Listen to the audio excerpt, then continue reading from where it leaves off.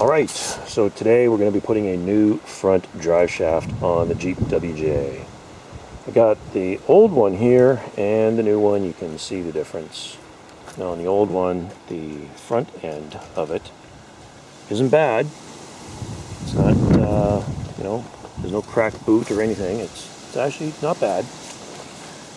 But the back end of it, where it goes into the transfer case, is shot. There's a little bit of a gear left in there. You can see all the ball bearing and everything is just gone. It is just junk. So we've got the new one, looking very nice. New bolts and clips and everything here. Now this came with the bolts and clips, and the short bolts go on the back end here, and the longer bolts go to the front end that goes into the differential. So we're going to take this and go install it in the Jeep today. Now before you do that though, what you want to do is pull these end caps off from both sides, and then you want to pack that full of grease. Now there is some grease in there, but you want it full. So get that packed good and full, and then you're ready to install it. So let's go. Now we're going to be using really simple tools here to do this job. The bolts that came with my new one are hex head bolts, and they're 6mm, so we got that little tool there, hex socket, a 1/4 inch ratchet for drive size, little extension there, a short socket and a long socket. So we're good to go here. And I should mention too, if you're going to be changing the drive shaft on your Jeep, make sure you know first which drive shaft to order.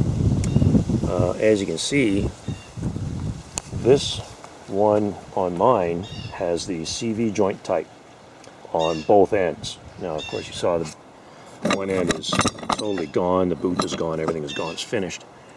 But some of them have a U-joint on one end, some have a U-joint on both ends, and some have the CV joint on both ends. And there doesn't seem to be any particular rhyme or reason as to which one you have on your Jeep. So mine has, like I said, the CV joint type on both ends. So there you go. Just make sure you know first before you buy. Okay, so we're into the Jeep now, and this is the front end by the differential. You can see where it bolts on. And we have to pass over the transmission cross member and bolt into the transfer case on the back end there. You can see the bolt holes come right through. So we're just going to put it to the front and then pass it over that cross member.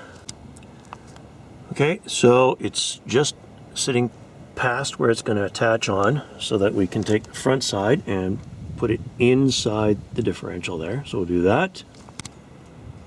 Okay, so I've set it inside the differential at the front, and this whole boot, it compresses and extends back and forth. So we're going to have to compress that forward,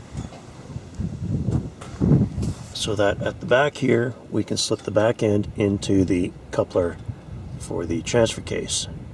So we'll compress it, set it into the coupler, and then pull it back.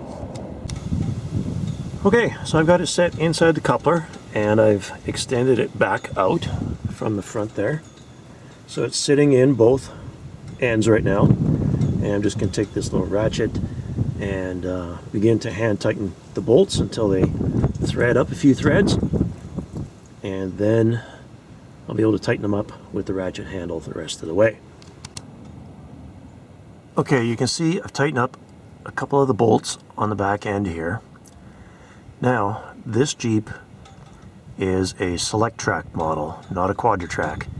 So in Select Track, I can put it in two-wheel drive or in neutral. I've got it in two-wheel drive right now. We're doing the front drive shaft here, so I can still rotate this to get at all the bolts, because the front is just sitting in there. it's not bolted yet. So this shaft still turns freely while in two-wheel drive.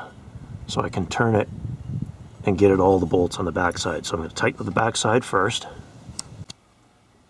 And here you can see this is select track. So you got 4 low, neutral, 4 full-time, 4 part-time, and two-wheel drive.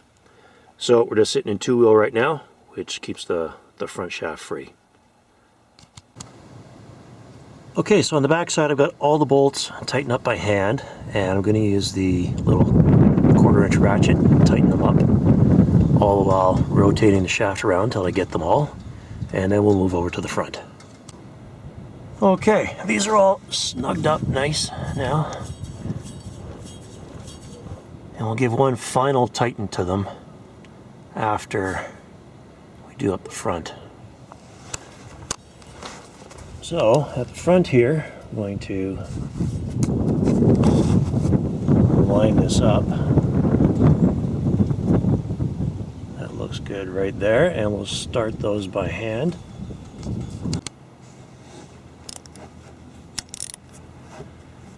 So around and around we go, tightening these up like this.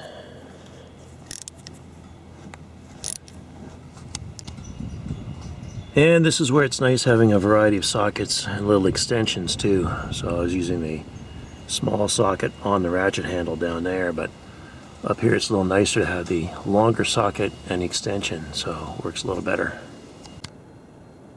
Alright, so I'm doing the last one at the top here. It's a little bit hard to see, but it works good if you get the ratchet on from the top and just do it like that.